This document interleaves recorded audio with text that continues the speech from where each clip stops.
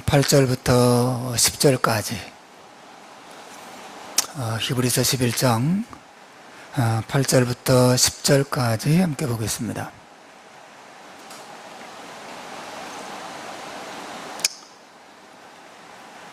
한 절씩 읽고 10절은 다 같이 읽겠습니다.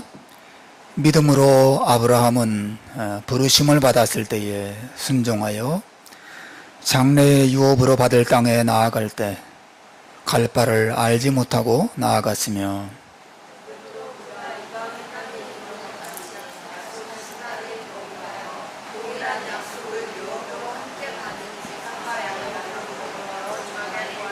같이 읽겠습니다. 이는 그가 하나님이 계획하시고 지으실 터가 있는 성을 바랐습니다. 아멘. 우리가 지난주에 어제도 아브라함에 대해서 살펴봤는데 공교롭게도 오늘 저녁에 히브리서 11장 연속으로 하는 가운데 딱 순서가 이렇게 이런 걸 아다리가 맞았다 이러나? 아다리가 딱 맞은 것 같아요. 이제 히브리서 저자가 믿음을 정의하고 그리고 몇 명의 믿음의 인물들을 우리에게 소개했죠. 아벨에 대해서 우리에게 말했고, 에녹에 대해서 이야기했고, 또 지난주에는 노아까지 우리가 함께 살펴봤습니다. 이제 이 저자가 아브라함의 믿음을 우리에게 소개하고 있죠. 성경 곳곳에서 아브라함의 믿음은 정말 위대한 믿음의 모범으로 우리에게 소개되고 있습니다. 그 이유는 이 아브라함의 믿음이 단순히 위대했기 때문만이 아니라 그의 믿음이 우리가 가져야 할, 모든 신자들이 가져야 할 동일한 믿음이기 때문에 그렇습니다. 제일 위험한 것은 성경을 읽을 때 그건 아브라함이니까 그렇지 뭐 이렇게 치부하는 거예요. 아브라함이니까 그럴 수 있었지. 근데 나는 아니야. 그것도 정말 아주 위험한 생각이죠. 성경의 아브라함의 믿음을 우리에게 소개하는 것은 그의 믿음의 DNA와 어제 말씀드린 것처럼 우리의 믿음의 DNA가 동일한 것이고 또 동일해야 하기 때문에 아브라함의 믿음을 우리가 소개하고 있는 것이죠. 우리도 이런 믿음을 가져야 하고 이런 믿음으로 살아야 한다고 하는 것이 성경의 가르침이에요. 오늘 본문에서 이 아브라함의 믿음이 히브리서 저자는 그가 하나님의 부르심을 받을 때 가장 두드러지게 나타났다고 말해주고 있습니다. 즉 하나님께서는 아브라함의 갈대아 우르에서 우상을 섬기고 있을 때 그에게 나타나셨죠. 그리고는 명령하셨습니다. 아브라함을 향한 그 하나님의 명령은 크게 두 가지인데요. 하나는 떠나라고 하는 것이고 두 번째는 가라고 하는 것입니다. 떠나라. 우리 그 창세기를 읽진 않았지만 너는 내 고향과 친척과 아버지의 집을 떠나라 라고 하는 것이 첫 번째 하나님의 명령이었어요. 그리고 내가 너에게 지시할 땅으로 가라. 즉 새로운 삶을 향해서 나아가라 라고 하는 하나님의 두 번째 명령이 있는 것이죠. 떠나라고 하는 것은 아브라함이 하나님을 알지 못할 때 즐기고 살았고 누리고 살았던 모든 죄의 삶을 이제는 청산하고 떠나라라고 하는 그런 의미를 가지고 있어요. 갈대아 우르의 삶을 청산할 것을 하나님이 명령하신 것입니다. 그 불신앙의 삶을 떠나라고 말씀하신 것이죠. 이제는 하나님과 하나님의 말씀과 하나님의 약속하신 새로운 삶을 향해서 하나님과 함께 하나님을 따르면서 믿음으로 살아가는 새로운 삶을 살 것을 하나님께서 아브라함에게 명령하신 것이죠. 우리 신자들의 삶을 향한 하나님의 명령도 항상 그와 같습니다. 하나는 떠나라고 하는 것이고, 두 번째는 가라고 하는 것이죠. 올 2018년에도 분명히 하나님께서 저와 여러분에게 떠나라고, 성산하라고 말씀하시는 부분이 있을 것입니다. 더 이상 그렇게 살아서는 안 된다. 네가 버려야 할 것이 있고, 떠나야 할 것이 있고, 내려놓아야 할 것이 있다고 하나님 말씀하시고, 그냥 소극적으로 그렇게 떠나가고만 말씀하시는 게 아니라 이제는 가야 하고 붙잡아야 하고 추구해야 될 새로운 삶이 우리에게 있다고 하나님 명령해 주시는 것이죠. 올 한 해가 정말 아브라함에게 일어난 이런 떠나고 또 새로운 삶을 향하여 나아가는 이런 아름다운 변화들이 여러분의 가정과 여러분의 삶 속에 나타나기를 바랍니다. 그 새로운 삶이 거기서 시작되는 것이죠. 떠나지 않고 새로운 삶은 없습니다. 떠나지 않고 축복은 없는 것이죠. 버리지 않고 새로운 것을 얻을 수는 없습니다. 하나님께서 아브라함을 부르셔서 떠나라고 말씀하시고 이제는 새로운 삶을 향해서 가라고 명령하셨다는 것을 정말 꼭 기억하시고, 오늘 오셔서 한 해를 위해서 열심히 기도할 뿐 아니라 기도하는 그 기도 내용 속에 하나님, 내가 무엇을 버려야 되겠습니까? 내가 떠나야 할 하나님이 기뻐하지 않으시는 삶이란 무엇입니까? 라고 묻고, 그리고 하나님, 그러면 이것을 포기하고 내가 적극적으로 어떻게 살아야 되겠습니까? 라고 묻고 하나님의 인도를 받는 그런 기도회가 되기를 주님의 이름으로 축원합니다. 아브라함이 하나님의 그 부르심과 명령에 순종했다는 점이 참으로 놀라운 것이죠. 오늘 성경은 아브라함이 하나님의 그 두 가지 명령, 떠나라고 하는 명령과 가라고 하는 명령, 과거를 떠나라고 하는 명령과 새로운 삶을 향하여 나아가라고 하는 이 두 가지 명령에 대해서 순종했는데, 그 순종의 비결은 믿음이었다고 말하고 있어요. 믿음으로 아브라함은 부르심을 받았을 때 순종했다. 믿음으로 순종한 것입니다. 순종은 믿음에서 나오는 것이죠. 우리가 히브리서 11장을 계속 보면서 모든 믿음의 사람들이 같은 순종을 드러냈습니다. 그 모든 순종의 비결은 믿음에 있었어요.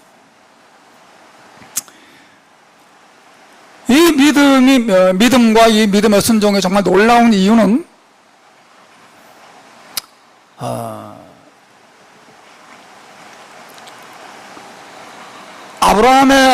아브라함이 그 현실적으로 희생해야 될 것들은 너무나 많고, 또 받아 누릴 축복은 너무나 불확실하고 너무 멀리 있었기 때문에 그렇습니다.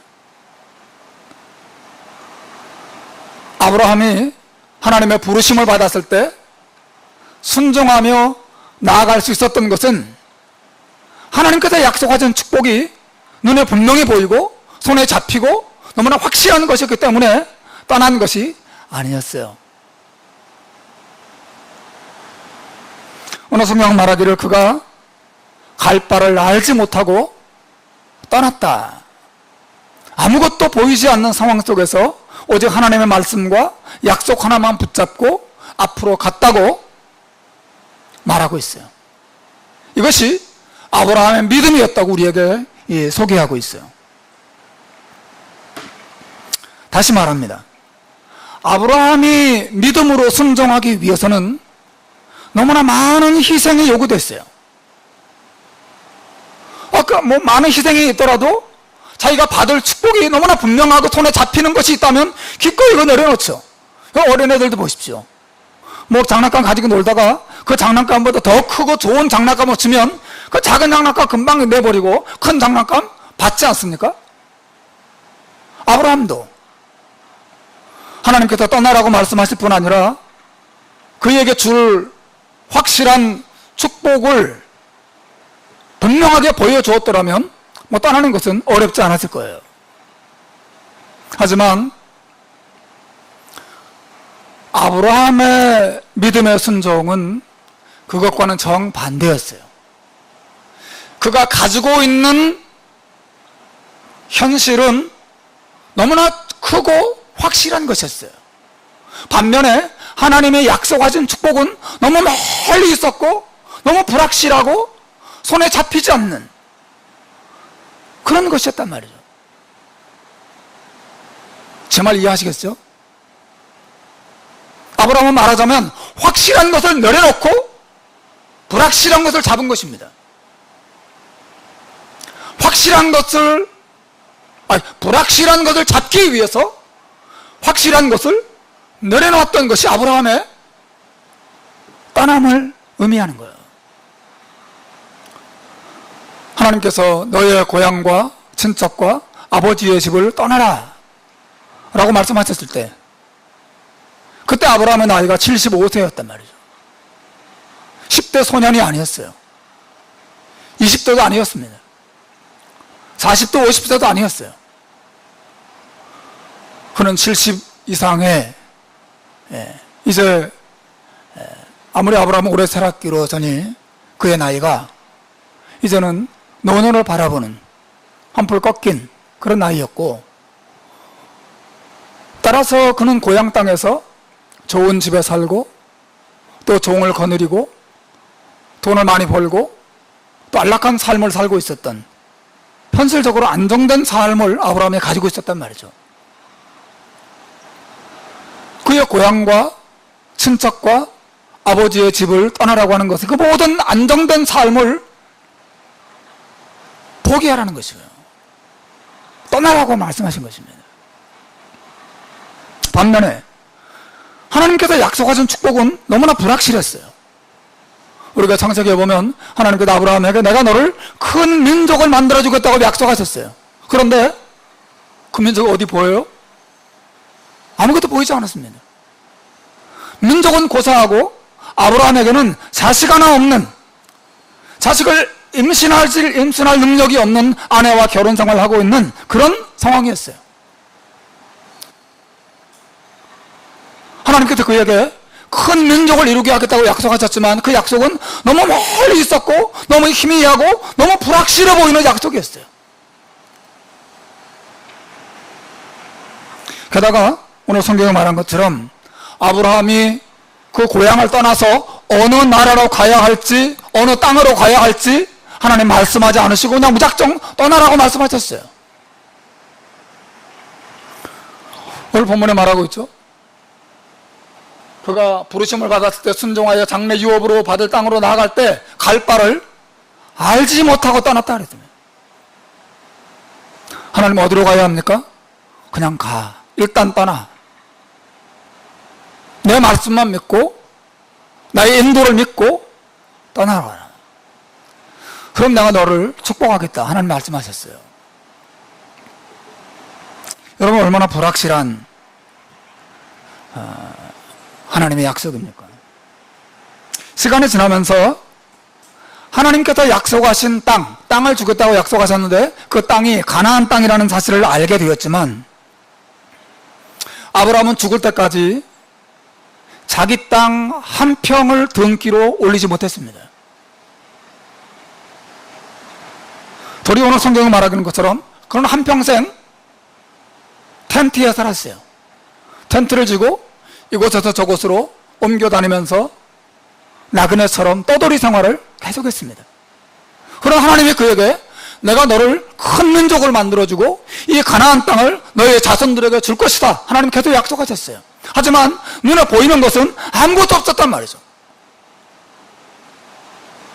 아브라함의 믿음은 확실한 자기가 현재 가지고 있고 현재 누리고 있는 가장 확실한 모든 것들을 내려놓고 불확실한 것을, 하나님의 약속하신 불확실한 것을 잡고 그 하나님의 약속을 따라가는 그런 삶이었어요.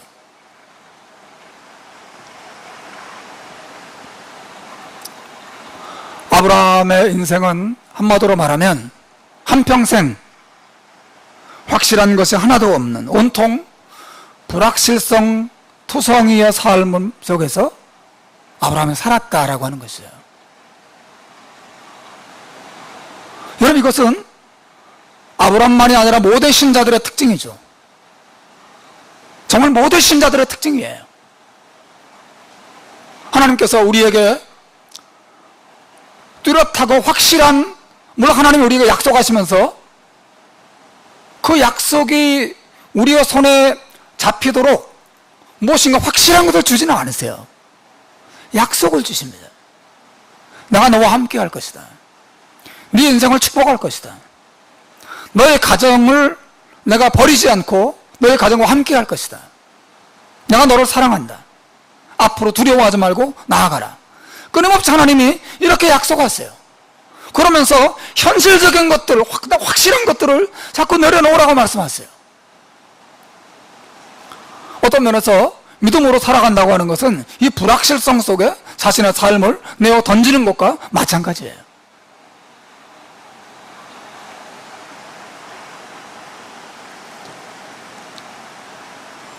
하나님께서 아브라함에게 주신 것은 약속 하나밖에 없었습니다. 내가 너의 자손을 축복할 것이다. 너의 자손이 큰 민족을 이루게 할 것이다. 그리고 너의 자손이 이 땅을 차지하게 할 것이다.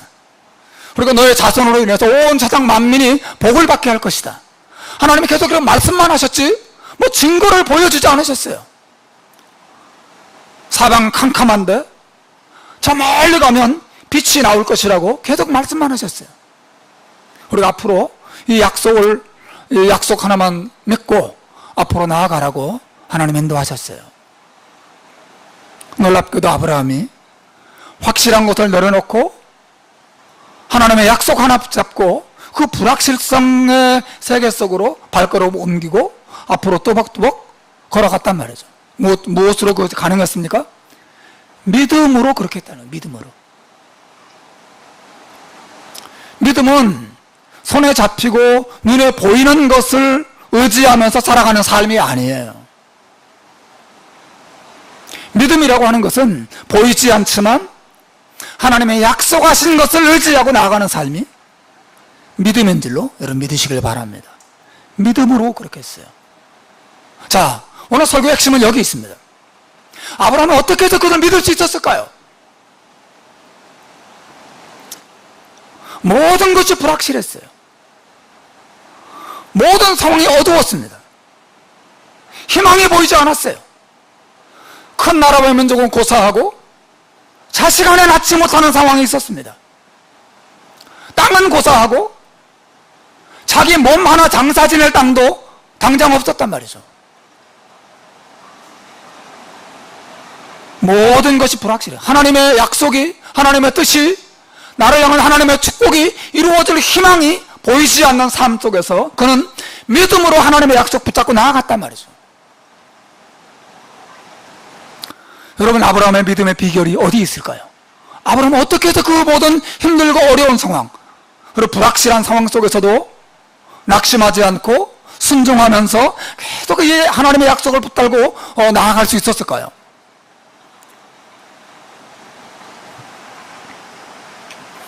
제가 두 가지 아브라함 믿음의 비결을 여러분에게 소개하려고 합니다. 첫째는 아브라함의 마음에 자리 잡고 있는 하나님의 신실하심에 대한 확신 때문이었어요. 이게 무슨 말인지 제가 잠깐 설명하겠습니다. 여러분, 아브라함이 하나님을 지속적으로 믿을 수 있었던 비결은 그가 자주 하나님을 만나고 하나님을 경험했기 때문이었어요. 그리고 하나님을 만나고 하나님과의 그 경험 속에서 하나님이 정말 자기를 사랑한다는 것과 하나님의 선하시다고 하는 것과 하나님의 전능하시다고 하는 것과 하나님의 다른 그 어떤 신과는 다른 놀라운 성품과 능력을 가진 분이라는 사실을 아브라함이 하나님과 그 만남 속에서 계속해서 경험하고, 그 하나님과의 만남이 아브라함의 마음에 하나님을 믿도록 계속 설득했기 때문이라고 하는 거예요. 여러분 정말 이해하시겠습니까? 간단히 예를 들어 보겠습니다.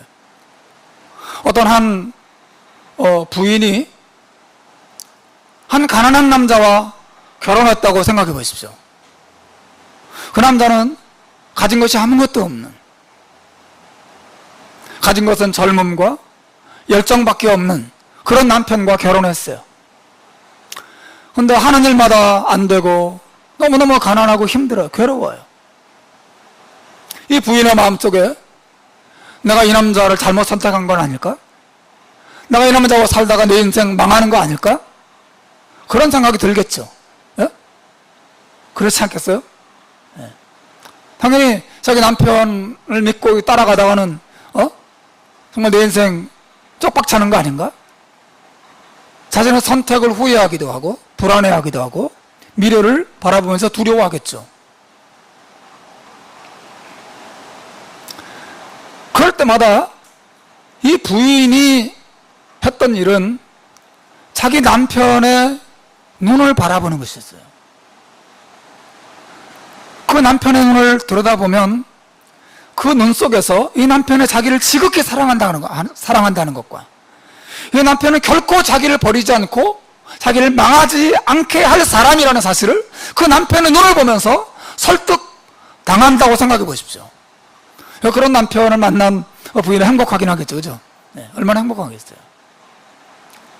현실 속에서 이 남편으로부터 공급되는 것 하나도 없어요. 여전히 가난하고 여전히 힘들고 여전히 미래는 불안해요. 그러나 그때마다 이 남편의 얼굴을 바라보고 남편의 눈을 들여다보면 남편의 그 순수한 눈과 사랑이 가득한 눈과 자기를 지키려고 하는 열정적인 눈을 바라볼 때마다 이 남자를 믿고 갈만하다라고 하는 용기가 자꾸 생기는 것이죠. 여러분 그런 경우를 생각해 보십시오.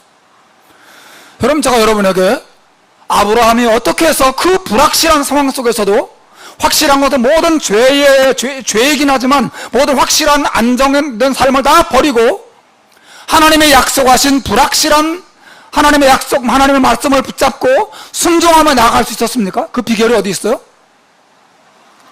그가 하나님을 지속적으로 만나면서 하나님으로부터 이 하나님은 결코 나를 버리지 않고 결코 자신의 약속을 헌신짝처럼 내어버리지도 않고 약속을 이루실 수 있는 사랑과 능력을 가진 분이라는 사실을 그 만남 속에서 계속해서 그의 마음이 설득당할 수 있었기 때문에 사실은 그 믿음을 붙잡고 갈 수 있었던 거예요.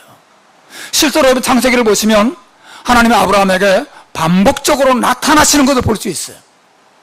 아브라함도 하나님 앞에 반복적으로 제단을 쌓고 하나님을 예배하고 하나님께 기도하고 하나님 앞에 엎드리는 것도 볼 수 있어요. 아브라함의 믿음은 그냥 가만히 멈추어 있는 그런 믿음이 아니었어요. 그는 날마다 기회를 따라서 하나님을 정기적으로 만났습니다. 그리고 하나님으로부터 하나님이 얼마나 신실한 분인지 얼마나 놀라운 분인지 그분의 성품에 대해서 설득당하는 그런 마음을 가졌다고 하는 거예요. 여러분 사도 바울을 제가 여러분에게 예를 들겠습니다. 디모데후서 1장 12절에 보면 사도 바울의 삶을 우리에게 이렇게 소개해요. 우리 한번 읽어볼까요? 시작. 이를 인하여 내가 이 고난을 받되 부끄러워하지 아니함은 나의 의뢰한 자를 내가 알고 또한 나의 위탁한 것을 그날까지 그가 능히 지키실 줄을 확신함이라. 여러분 바울의 삶도 아브라함의 삶과 다르지 않았어요. 그는 하나님의 약속을 믿고 살아갔지만 그의 삶에는 고난이 끊이지 않았습니다. 모든 것이 불확실했어요. 미래가 보이지 않았습니다. 손에 잡히는 부귀 영화가 그의 손에 있지 않았어요. 그러나 그는 계속 하나님을 믿고 앞으로 나아갈 수 있었습니다. 그 비결이 어디 있었어요? 그건 뭐라고 말합니까? 내가 이 고난을 받되 부끄러워하지 않는 것은, 내가 두려워하지 않고 낙심하지 않는 것은 그 이유가 어디 있어요? 나는 나의 의뢰한 자를 안다. 나는 내가 의뢰한 자를 안다는 것입니다. 내가 믿고 있는 그분이 어떤 분인지 알기 때문에 나는 비록 현실 속에 고난이 있고 현실 속에 미래가 보이지 않고 모든 미래가 어둡고 불확실하다 하더라도 나는 낙심하거나 두려워하거나 좌절하지 않는다. 나는 그분을 알기 때문이다. 그리고 그분이 자기가 그분께 맡긴 모든 것들을 지킬 줄을 확신한다 그랬어요. 사랑하는 여러분, 한번 따라서 하십시오. 믿음이란 설득당하는 것입니다. 여러분 믿으시길 바랍니다. 믿음이란 하나님의 사랑에 계속 설득당하는 거예요. 하나님께서 아브라함이 막 땅 한 평 없어서 막 탐채 들고 이리저리 옮겨 다닐 때, 자 그래 내가 100평 주마 1000평 주마, 하나님 그렇게 딱 안겨주고 아브라함을 선택하신 게 아니었어요. 하나님 아브라함에게 나타나셨습니다. 여러분, 하나님이 아브라함에게 나타났다는 이 말을 이상하게 그냥 간단하게 생각하시면 안 돼요. 아브라함과 하나님과 이 만남 속에서 사실은 하나님의 은혜와 사랑이 아브라함의 마음에 깊은 감동을 준 것이에요. 오, 하나님. 여러분 기도할 때 혹은 예배할 때 말씀을 들을 때 때때로 하나님 말씀 여러분의 마음을 확 감동시킬 때 있죠. 하나님 놀라운 분이시구나, 이런 감동이 마음에 확 밀려올 때 있지 않습니까? 그래서 상황은 하나도 변하지 않는데 내가 이 좋으신 하나님을 믿고 살아야지, 그런 마음이 확 일어날 때 있지 않습니까? 똑같은 경험이 아브라함에게 있었던 거예요. 이런 반복적인 하나님과의 만남과 그 만남 속에도 하나님의 은혜가, 그 하나님의 은혜와 사랑이 아브라함의 마음을 감동을 주는 그런 경험 속에서 아브라함의 믿음이 흔들리다가도 다시 제자리를 잡고, 약해지다가도 다시 강해지고, 방황하다가도 다시 제자리로 돌아오고 하는 그런 일들이 계속해서 있었던 것이죠. 사도 바울도 마찬가지였어요. 결국 믿음으로 산다고 하는 것은 눈에 보이고 손에 잡히고 하는 것을 바라보면서 의지하며 사는 삶이 아니에요. 하나님의 사랑에 계속 설득당하는 것입니다. 하나님의 전능하심을 바라볼 때마다, 그래, 이분이라면 내 인생을 절대로 버리지 않고 지켜줄 거야 라고 하는 이 하나님의 성품과 하나님의 능력에 의해서 계속 설득당하는 것입니다. 그 속에서 기뻐하고, 그 속에서 소망을 잃지 않고 하나님을 찬양하고 하나님께 감사하고 담대히 나아가는 것이죠. 사랑하는 여러분, 아까 예를 들었던 그 가난한 남편과 결혼한 부인이 끊임없이 자기 남편의 순수하고도 사랑과 또 헌신에 불타는 눈을 바라보면서 설득당했던 것처럼 우리도 힘들 때, 불안할 때마다 하나님의 눈을 바라볼 필요가 있어요. 특히 십자가에 못 박히신 예수 그리스도의 눈을 여러분 바라보시면 됩니다. 그분의 눈을 바라보십시오. 십자가 위에서 나를 사랑하고 그 사랑으로 자기의 목숨을 내어주시던 하나님의 아들의 나를 향한 뜨거운 사랑의 눈빛과 그 은혜를 바라볼 때, 그리고 예배 속에서 또 설교 속에서 기도하는 가운데 그 눈빛이 여러분의 마음을 계속 감동시키는 경험을 하게 될 때, 여러분 그분의 은혜와 사랑에 설득당하게 되는 것이죠. 흔들리지 않게 됩니다. 다시 일어서게 돼요.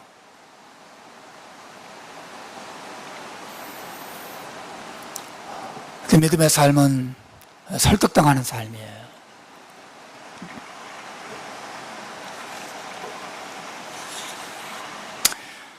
두 번째 아브라함의 믿음을 계속해서 지킬 수 있었던 비결은 아브라함이 자신의 눈을 땅에만 고정시키지 않고 하늘에도 두었기 때문에 그랬습니다. 여러분 10절 말씀을 보십시오.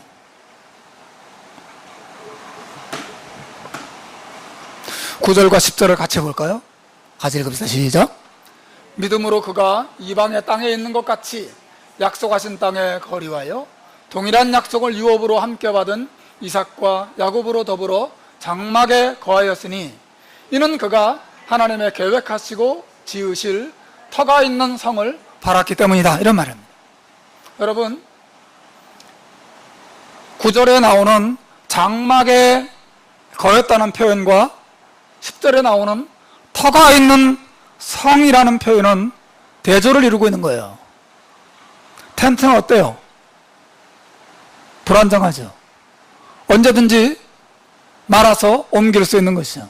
건물은 어때요? 말아서 옮길 수 있는 건가요? 아니죠. 그건 안정적이죠. 아브라함이 가나안 땅에 살 때 텐트에 살았어요. 얼마나 불안정했습니까? 텐트를 치고 이리저리 옮겨 다니면서 살았습니다.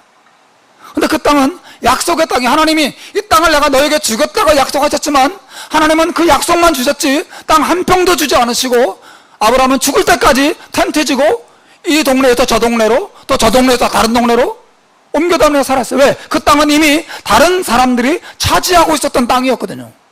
주인이 있었어요. 하나님이 이 땅을 너에게 주겠다고 약속하셨을 뿐이에요. 아브라함은 계속 텐트를 치고 이리저리 옮겨 다니면서도 문제는 하나님이 이 땅을 우리에게 줄 것이라고 하는 믿음을 잃지 않았다라고 하는 거죠. 그리고 그는 낙심하지 않았습니다. 왜? 그 비결이 어디 있어요? 10절이 여기 소개하고 있는 거예요. 이는 아브라함의 텐트를 지고 다니면서도 낙심하지 않고 불안해하지 않았던 이유는 그가 하나님의 계획 가지고 지으실 터가 있는 성을 바랬기 때문이다. 다시 말하면 아브라함은 이중적인 믿음을 가졌던 거예요. 무슨 믿음요? 이중적인 믿음을 가졌어요. 하나는 하나님께서 이 땅을 언젠가 내 자손들에게 줄 것이라는 믿음을 가졌어요. 뿐만 아니라 두 번째는 그렇다 하더라도 이 땅과 이 땅에 있는 모든 축복들은 언젠가 다 무너질 것이고 내게는 죽음 너머에 하나님이 지으신 결코 무너지지 않는 영원한 터가 있는 성이 있다는 사실을 믿었기 때문이라고 하는 거죠. 아브라함의 믿음이 이중적이죠. 하나님께서 때가 되면 이 땅과 이 땅에 있는 모든 것들을 내 자손들에게 줄 것이고 내 자손들이 이 땅을 차지하게 될 것을 믿었습니다. 그러나 그게 전부가 아니었어요. 그런 그 믿음 너머에 하나님이 지으신 하늘에 있는 영원한 성을 함께 바라봤어요. 하나님이 이 땅에서 하나님의 뜻을 분명히 이루실 거야. 그러나 그렇다 하더라도 내 축복은 이 땅이 전부가 아니야 라고 하는 것이 아브라함의 믿음이었다라고 하는 거죠. 하나님이 목회를 성공시켜 주실 거야 라고 하는 믿음이 내게 있더라도 그러나 내 축복은 목회의 성공이 있지 않고 하나님 나라의 진정한 성공이 있는 거야 라고 하는 믿음을 이중적으로 갖는 것입니다. 하나님 우리 가정을 결코 버리지 않겠지만 우리 가정을 축복하시겠지만 우리 가족들을 향한 내 기도 제목이 분명히 하나님의 뜻 가운데 이루어지겠지만 그러나 나의 진정한 축복은 이 땅에 있는 것이 아니라 하나님 나라에 있는 거야 라고 하는 이중적인 믿음을 아브라함이 가졌고 우리도 가져야 한다는 것이 아브라함이 실망하지 않고 계속 믿음을 지킬 수 있었던 비결이라고 성경은 말하고 있어요. 여러분 하나님 앞에 기도하면서 올 한 해 하나님 기도 응답해 주세요. 하나님 축복해 주세요. 하나님 이루어 주세요 라고 하는 기도 제목이 분명히 있으시죠. 여러분 그 기도 제목들이 하나님의 뜻 가운데 또 하나님의 때에 분명히 이루어질 줄로 믿습니다. 그러나 이루어진다 하더라도 여러분이 이 세상에 천년만년 살 것 같아요? 예? 우리 최근에 우리 정연호 권사님의 형부가 초장암 판정을 받아가지고 우리 교인들이 같이 열심히 기도하고 했었어요. 하나님 고쳐주세요. 하나님 건강 회복시켜주세요. 우리 그 형부께서 정말 하나님의 은혜로 초장암 판정을 받았지만 혈액에는 그 암의 증거가 전혀 나타나지 않는 정상인 것 똑같이 나타나는, 그래서 건강에 큰 지장 없이 치료를 받고 있는 그런 축복을 얻었어요.